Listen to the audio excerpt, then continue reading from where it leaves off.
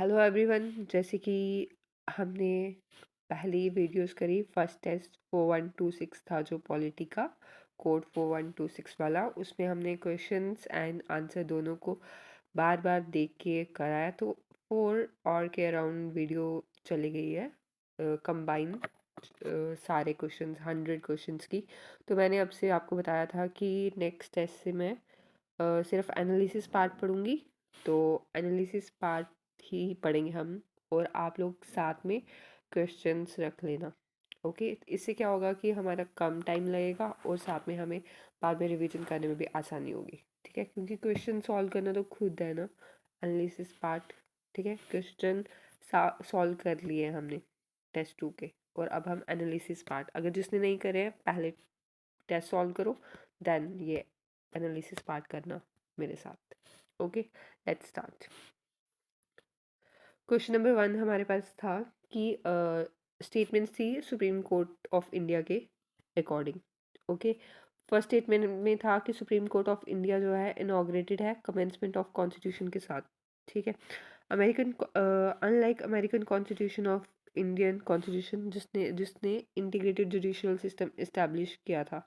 ठीक है, unlike American Constitution, Indian Constitution has established integrated judicial system. Supreme court जो है वो टॉप पे है। सुप्रीम कोर्ट क्या है? टॉप पे है। Supreme court, then high court. ठीक है, बिलो इट। हाई कोर्ट के अंदर बिलो स्टेट लेवल पे, यहाँ जहाँ पे क्या है, सब ऑर्डिनेट कोर्ट्स हैं, डिस्ट्रिक्ट कोर्ट्स हैं, लोअर कोर्ट्स हैं। ठीक है, ये सिंगल सिस्टम ऑफ कोर्ट्स जो है ये कब से अडॉप्ट करा गया है? Government of India act of 1935 से। ठीक है, सेंट्रल और स्टेट लॉज दोनों इन्फोर्स होते हैं जिधर। ठीक है, in the USA on the other hand federal laws are enforce by the federal judiciary. USA में क्या है, फेडरल लॉज इन्फोर्स किए जाते हैं फेडरल जुडिशरी से, और स्टेट लॉज जो हैं वो इन्फोर्स करे जाते हैं स्टेट जुडिशरी से। तो वहाँ पे डबल सिस्टम ऑफ कोर्ट्स है यूएसए में, एक सेंटर के लिए, ये सेंटर के लिए, और एक स्टेट के लिए। ठीक है, federal judiciary for centre, state judiciary for states. To sum up, federal country like the USA, जो फेडरल कंट्री है यूएसए की तरह, India has a unified judiciary. India के पास क्या है? यूनिफाइड जुडिशरी है, one system of fundamental law and justice है। Supreme court of India inaugurate हुई थी जनवरी 28 1950 में, आफ्टर इंडिपेंडेंस हुई थी। बोलो बोलो। And the date of commencement of Indian constitution क्या थी? 26 जैन 1950। पहले क्या हुआ था? कॉन्स्टिट्यूशन, कॉन्स्टिट्यूशन के बाद हुई थी। ठीक है, तो इसलिए स्टेटमेंट 1 जो है हमारी इनकरेक्ट है। उसमें बोला हुआ है कि inaugurated with the commencement of constitution. Okay, second क्या है? It succeeded the federal court of India. Federal court of India को सक्सीड किया है, एस्टैब्लिश जो गवर्नमेंट ऑफ इंडिया एक्ट 1935 के अंडर हुआ था। जुरिस्डिक्शन जो सुप्रीम कोर्ट की जो है वो ग्रेटर है than that of its predecessors. जो ब्रिटिश प्राइवेट काउंसिल जो थी उससे जो है जुरिस्डिक्शन सुप्रीम कोर्ट की हायर ग्रेटर है। ठीक है, this is because supreme court जो है उसने ब्रिटिश प्राइवेट काउंसिल को रिप्लेस कर दिया था as the highest court of appeal. ठीक है, और इसी के साथ स्टेटमेंट 2 हमारी करेक्ट हो जाती है। उसमें था कि after independence supreme court replace the British private council as the highest court of appeal. Yes, और 28 जैन को आया था, मतलब कॉन्स्टिट्यूशन हमारा 26 को हुआ था, 28 जैन को सुप्रीम कोर्ट आया था, इनॉग्रेट हुआ था। ओके, अब आर्टिकल 124 टू 147 जो है part 5th of the constitution deal करता है organisation, independence, jurisdiction, power, procedure and so on of the supreme court. Parliament ने ऑथराइज किया है इसको रेगुलेट करने के लिए, ये हमें याद रखना होगा। Article 124 to 147 in part 5 of the constitution. Article 124 to 147 28 जनवरी को आया। ठीक है, ये तो पता ही है 26 जनवरी वाला। सुप्रीम कोर्ट 28 जन को आया आफ्टर कॉन्स्टिट्यूशन।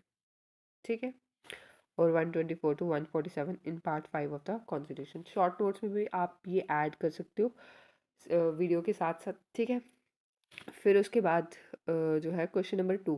क्वेश्चन नंबर 2 में था, तो इसकी स्टेटमेंट ओनली 2 करेक्ट है और आंसर इसका आ जाएगा बी पार्ट। ठीक है, ये मेरा क्वेश्चन ठीक है, आप ही अपने चेक करते चलिए, ठीक है। क्वेश्चन नंबर ठीक है, क्वेश्चन नंबर 2 जो है उसमें क्या था, with reference to the role played by the president of India. President of India के रिलेटेड क्वेश्चन है, ठीक है। उसमें दिया है उन्होंने कि प्रेसिडेंट नॉमिनेट कर सकता है 2 मेंबर्स ऑफ द लोकसभा। कितने members? 2 members of the Lok Sabha, जिनको स्पेशल नॉलेज होगी literature, science, art and social science. ऐसा नहीं है, ये तो हमें सबको पता है कि 12 मेंबर्स है राज्यसभा के। और किन बेसिस पे? Literature, science, art, social services, ठीक है। Literature, science, art, social services, ठीक है, ये 4 चीज़ें, ठीक है, ये याद रखना, literature, science, art, social services. Statement 1 हमारी इससे इनकरेक्ट होगी क्योंकि वहाँ पे 2 दिखा हुआ है और होते कितने हैं? 12 मेंबर्स, ठीक है। और जैसे सचिन तेंदुलकर वगैरह उन सबको करा जाता है, ठीक है। सेकंड पॉइंट क्या था? He says the reports of the CAG before the he lays the reports of the CAG before the parliament। President के लिए बोला गया है कि वो CAG की रिपोर्ट पार्लियामेंट के आगे ले डाउन करता है, ठीक है। फिर उसके बाद ये अमेंडमेंट दी हुई है, 104th अमेंडमेंट एक्ट 2019। ये इफेक्टिवली एबॉलिश करता है practice of president of India, जो 2 members of the Anglo Indians को नॉमिनेट करते थे, उसको ये एबॉलिश करता है। 2019 में हुई थी 104th amendment.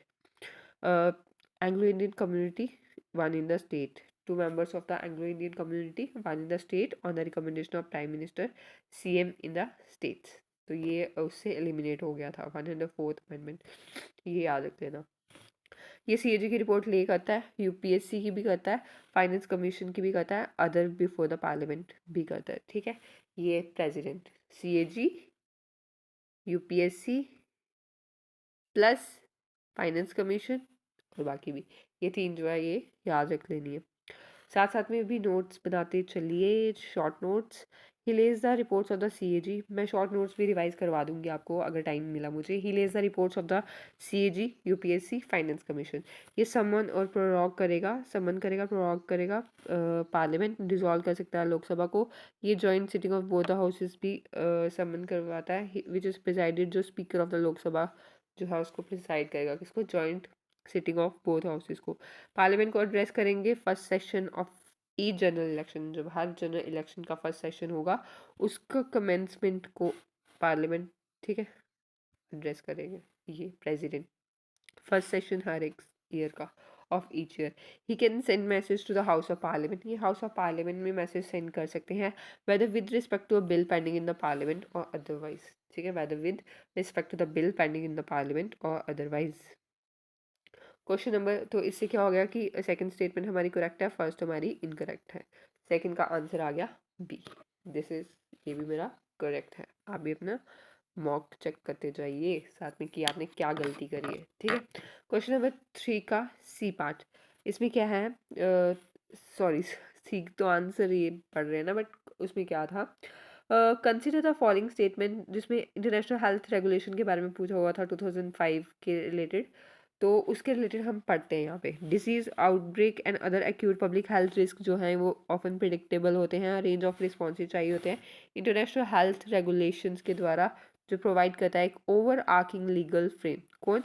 International health regulation 2005 के अंडर एक ओवर आर्किंग लीगल फ्रेमवर्क होता है जो डिफाइन करता है कंट्री के राइट, ऑब्लिगेशंस, हैंडल कैसे करना है पब्लिक हेल्थ इवेंट्स और emergencies. Public health events, emergencies जो है उनको हैंडल कैसे करना है, to have that have the potential to cross borders, ठीक है। IHR जो है are an instrument of international law. ये इंटरनेशनल हेल्थ रेगुलेशन जो है ये एक इंस्ट्रूमेंट है इंटरनेशनल लॉ का, जो लीगली बाइंडिंग है ऑन 196 कंट्रीज। ये बहुत, ठीक है, इंपॉर्टेंट है कि वो लीगली बाइंडेड है कौन सी? 196 कंट्रीज पे, इंक्लूडिंग 194 WHO मेंबर स्टेट्स, और जो WHO मेंबर स्टेट्स हैं उनको इंक्लूड करके, ठीक है, वो सारी है इसमें। तो ठीक है, स्टेटमेंट 2 करेक्ट है। स्टेटमेंट 2 में हमें दिया था कि ये लीगली बाइंडिंग है, ठीक है, तो 2 करेक्ट है। फिर आगे है इंटरनेशनल हेल्थ रेगुलेशन 2005, एक एग्रीमेंट है कंट्रीज़ का बिल करने के लिए कैपेबिलिटी कि जिससे वो डिटेक्ट कर सके, रिपोर्ट कर सके potential public health emergencies world wide. और सारी कंट्रीज़ को चाहिए कि उनके पास एबिलिटी होनी चाहिए detect, assess, report and respond to public health events. वो क्रिएट करते हैं राइट्स और obligation for countries including requirement to report public health events, regulations and also outline करते हैं criteria determine whether or not to private event constitute a public health emergency of international concern. फिर उसके बाद है ये first statement हमें दिया था, यही दिया था, इट इज़ अ फ्रेमवर्क से लेके ये फ्रेमवर्क है जो बिल्ड करेगा, कैपेबिलिटी डिटेक्ट करेगा, रिपोर्ट करेगा potential public health emergencies world wide. First statement ठीक है। और WHO की 194 कंट्रीज जो है, 196 कंट्रीज जिन पे ये बाइंडिंग है, IHR 2005 वो सारी इंक्लूडेड है 194 WHO की मेंबर स्टेट्स, तो इसीलिए इसका आंसर है सी। ठीक है, ये करंट अफेयर का था पार्ट, इंटरनेशनल हेल्थ रेगुलेशन, तो ये आपको पता होना चाहिए।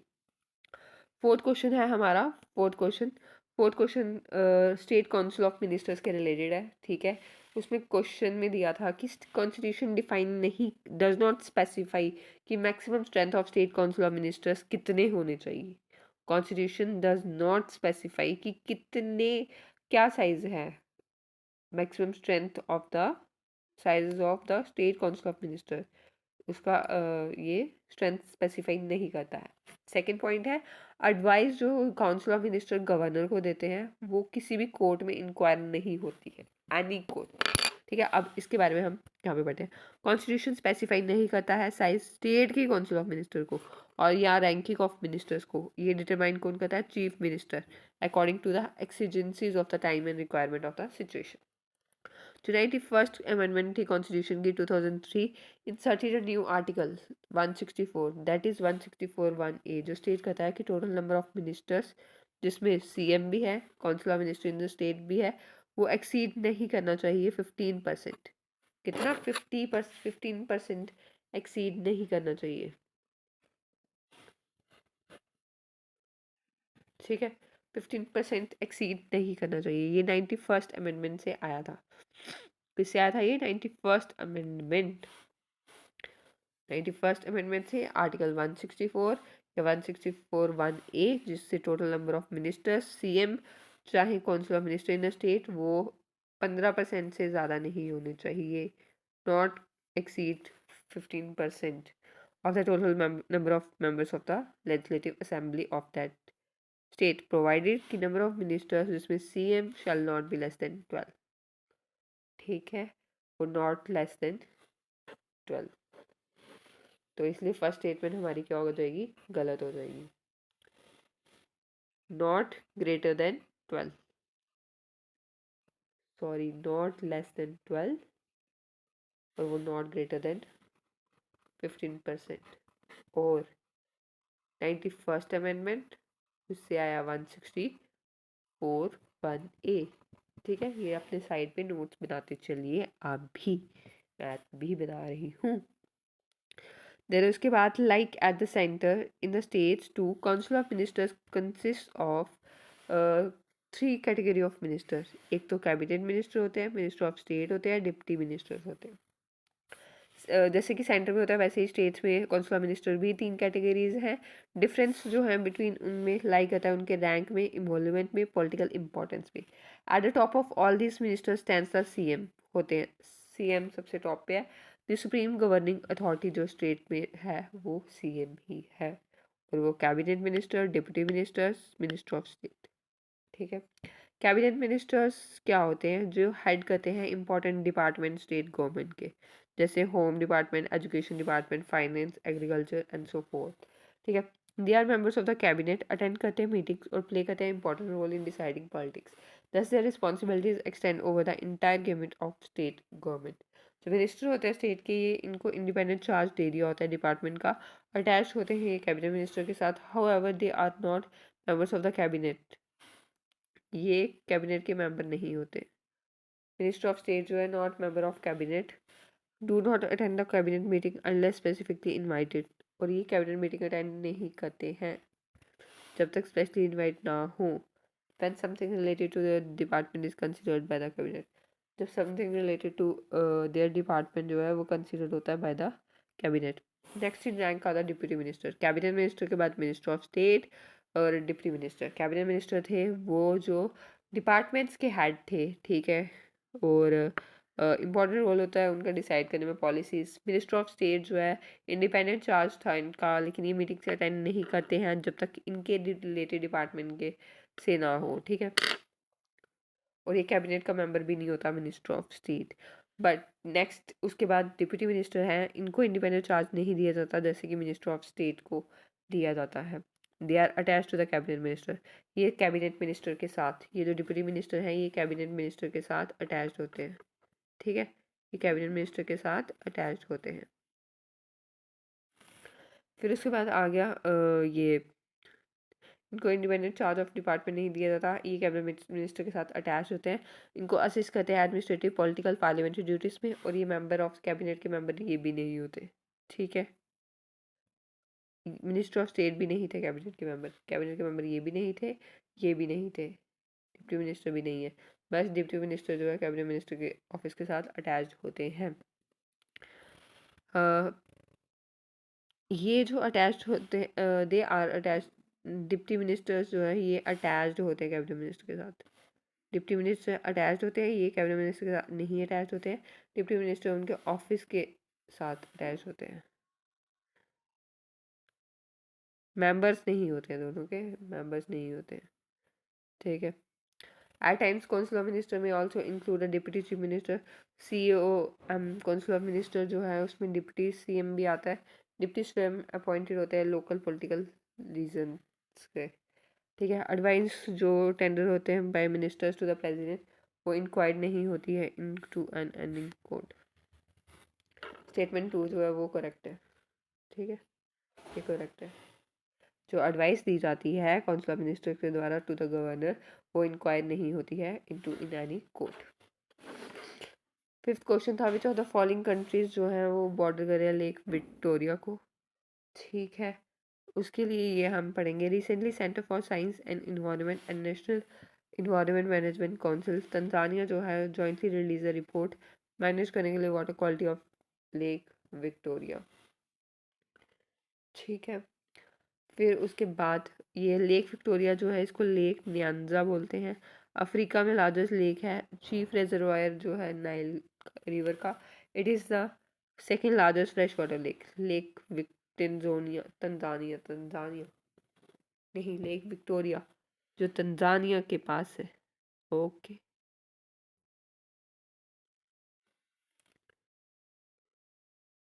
तंजानिया ने रिलीज़ करी है रिपोर्ट, तंजानिया ने रिलीज़ करी है quality water quality lake Victoria के लिए। ये second largest fresh water lake in the world है। सुपीरियर लेक जो अमेरिका में है उससे के बाद, उसके बाद ये सेकेंड लार्जेस्ट है। विक्टोरिया जो है सफ़र कर रही है variety of unsustainable human activities over the last 5 decades. पिछली 5 डिकेड से 5 दशकों से ये अनसस्टेनेबल ह्यूमन एक्टिविटीज़ जो हैं उससे सफ़र कर रही है। लेक विक्टोरिया उसके फ्लोरा फोना सपोर्ट करते हैं livelihood of about 45 million people. ये livelihood of about 45 million people जो है उसको सपोर्ट करती है। Ecologically unique water body 3 countries share करती हैं, एक Tanzania, Uganda, Kenya, okay. Tanzania सबसे ज़्यादा, तंजानिया फिर युगांडा देन केन्या। तो इसका आंसर है सी 1 युगांडा और केन्या, रवांडा नहीं है। 1 2 4, ठीक है आंसर। क्वेश्चन नंबर 6 जो है वो लोकल सेल्फ गवर्नमेंट के रिलेटेड है। उसमें उन्होंने पूछा है कि टर्म पंचायत कौन से पार्ट जो है उसमें प्रोविजंस लोकल सेल्फ गवर्नमेंट के रिलेटेड आती है। तो हम देखते जाएंगे। पता है हमें कि लोकल सेल्फ गवर्नमेंट किसको बोलते हैं, पंचायती राज को ही बोलते हैं। सारी स्टेट्स ऑफ इंडिया में इस्टेब्लिश है एक्ट ऑफ स्टेट लेजिस्लेचर के द्वारा डेमोक्रेसी बिल्ड करने के लिए ग्रास रूट लेवल पे। रूरल डेवलपमेंट के साथ इंटरेस्टेड है। ये कॉन्स्टिट्यूशनलाइज है 73rd constitutional amendment act 1992 part 9 of the constitution में है। ये इंटाइटल करता है part the panchayat and consist of provisions from 243 से लेकर 243 ओ तक। एक्ट जो है इसने ऐड किया है new 11 schedule to the constitution. Article 40 जो डीपीएसपी में है ये स्टेट करता है कि स्टेट को स्टेप्स लेने चाहिए, विलेज पंचायत ऑर्गेनाइज होनी चाहिए, उनको पावर देनी चाहिए, अथॉरिटी देनी चाहिए जो इनेबल कर सके उनको फंक्शन करने के लिए as units of self government. Article 280 finance commission का आर्टिकल है, इसको भी ड्यूटी दी गई है कि give recommendation on the measure needed to augment the consolidated fund of the state to supplement the resources of the panchayats and municipalities in the state on the basis of recommendation made by State Finance Commission. Article 324 ECI जो है उसके बाद superintendent's direction control of the preparation of electoral rolls की responsibility है, conduct of all elections to the parliament legislature of every state and of elections to the offices of president and vice president. For elections of panchayati raj institutions separate SCC to be set up, State Election Commission. Fundamental right जो है part 3 के इंश्राइंड है, part 3 में 12 से 35 article तक they have no express provisions regarding the panchayati raj institution. तो देखिए question में आर्टिकल 280 दिया हुआ है, आर्टिकल 280 में क्या आता है?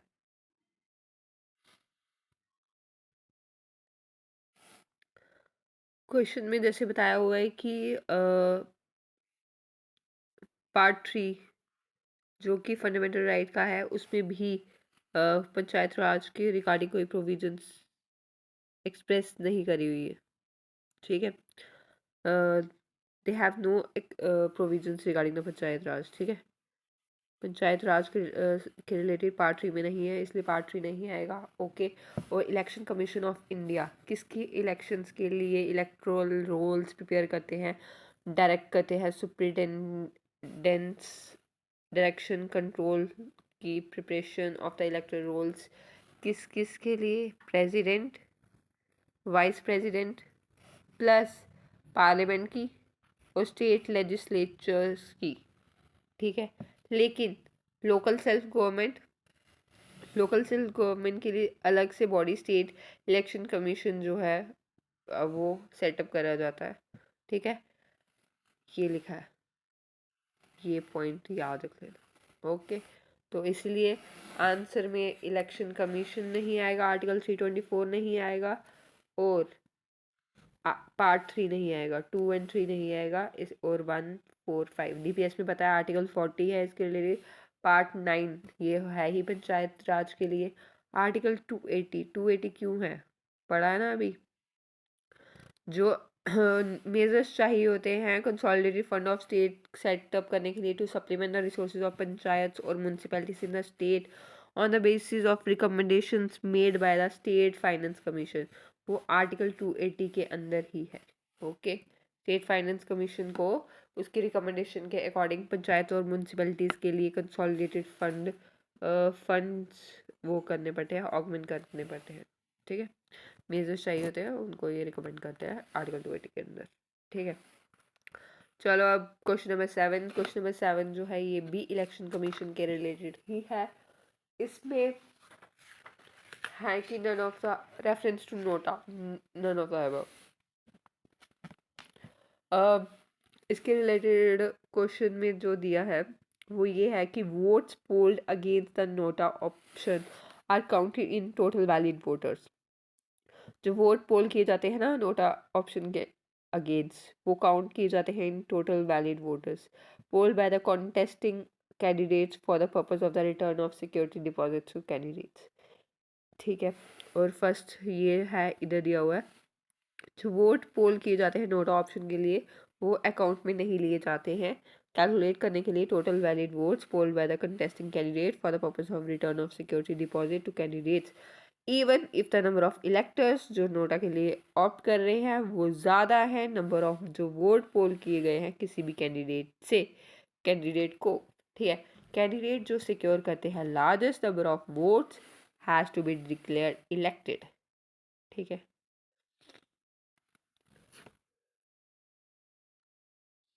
तो स्टेटमेंट 2 करेक्ट है, 1 इनकरेक्ट है, ये आ गया। सेकंड स्टेटमेंट ही even if the NOTA votes ज़्यादा हो तो कैंडिडेट्स जो सिक्योर करते हैं largest number of vote has to be elected, vote ठीक है और पहला वाला गलत है। 8 क्वेश्चन जो है वो डिस्क्वालिफिकेशन के रिलेटेड है। Under the constitution person disqualified कौन होगा मेंबर ऑफ पार्लियामेंट बनने से? अगर वो कोई ऑफिस ऑफ प्रॉफिट होल्ड करता है यूनियन या फिर स्टेट गवर्नमेंट के under, except that for a minister और any other exempted by parliament. ठीक है, जो पार्लियामेंट के द्वारा एग्जाम कर दिया है उसके अलावा।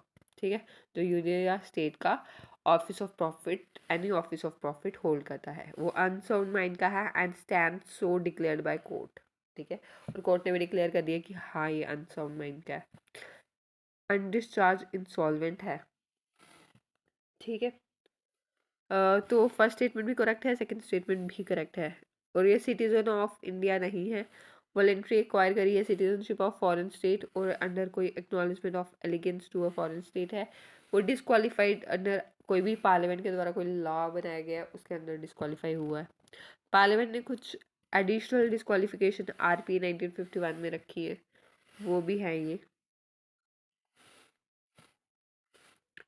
अगर वो प्रीचिंग या फिर प्रैक्टिस करने के लिए सोशल क्राइम्स, प्रीच करने के लिए, प्रैक्टिस करने के लिए सोशल क्राइम्स जैसे अनटचेबिलिटी, डोरी, सती, उसके लिए भी पनिश नहीं हुआ होना चाहिए।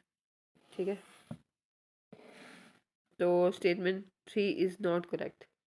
ये कॉन्स्टिट्यूशन में नहीं है, ये आरपी एक्ट में है ना, वहाँ पे सिर्फ कॉन्स्टिट्यूशन में मेंशन वाली है। प्रीचिंग वाली कहाँ पे है? आरपीए 1951 में है। So only statement 1 and 2 correct, 8 B. ठीक है, 8 का आना था बी। अगर जिसने थर्ड किया है तो डिस्क्वालिफिकेशन है, बट अंडर आरपीए है, नॉट अंडर कॉन्स्टिट्यूशन। तो कॉन्स्टिट्यूशन के अंडर पूछा हुआ है क्वेश्चन में। ठीक है, तो भी आंसर आया बी।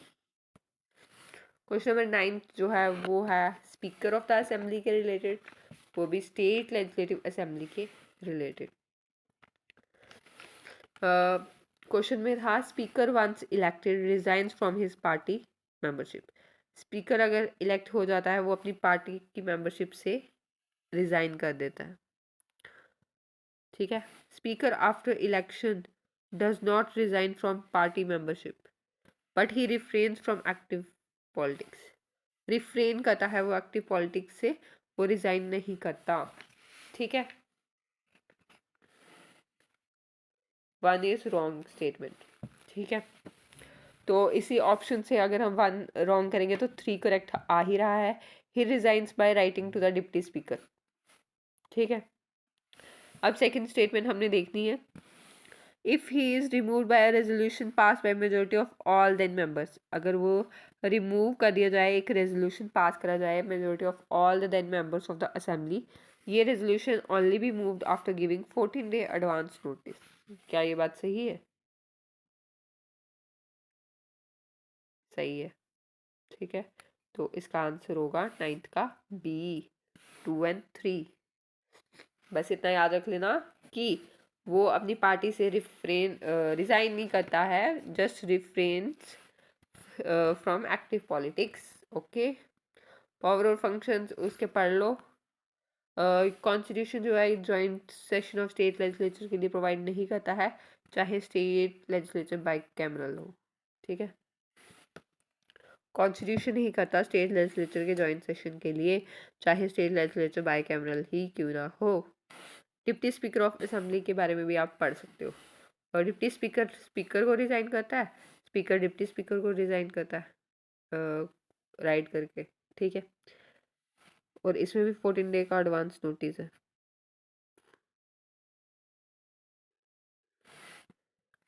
क्वेश्चन नंबर 10 का जो है उसमें privileges of the state legislature क्या है?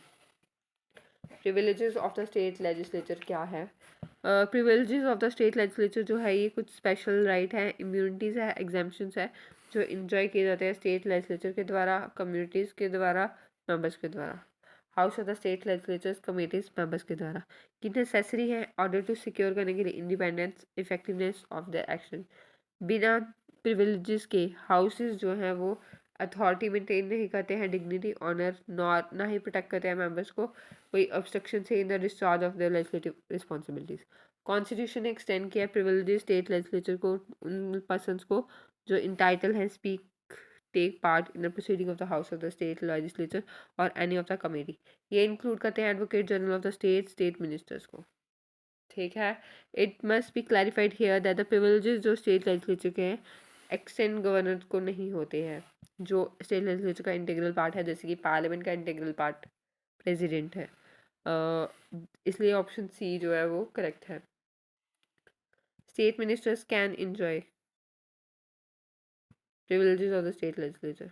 ठीक है, स्टेट मिनिस्टर एंजॉय कर सकते हैं, ये ऊपर भी बोला। फिर कलेक्टिव प्रिविलेजेस, इंडिविजुअल प्रिविलेजेस, और उससे आ जाता है क्वेश्चन नंबर 10 का सी आंसर, जिसमें है एडवोकेट जनरल और स्टेट मिनिस्टर। गवर्नर नहीं इंजॉय करता है, बेशक वो इंटीग्रल पार्ट है, बट स्टिल वो नहीं करता। ठीक है, ये इधर से रख लेना याद, ये गवर्नर को एक्सटेंड नहीं करता, एडवोकेट जनरल को करता है, मिनिस्टर को करता है। ठीक है, तो इसी से सॉल्व हो गया। ये बहुत ज़्यादा एक्सप्लेनेशन दी है, इतनी पढ़ने की ज़रूरत नहीं है। क्वेश्चन नंबर 11 जो है वो है related to jurisdiction of supreme court of India.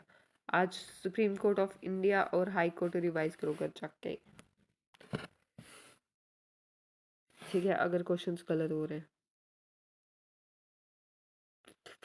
Supreme court of India में क्वेश्चन में पूछा था, सुप्रीम कोर्ट के पास डिस्क्रिप्शन है ग्रांट करने के लिए special leave to appeal from a judgment और order of any non military Indian court और ट्रिब्यूनल। यार वेट,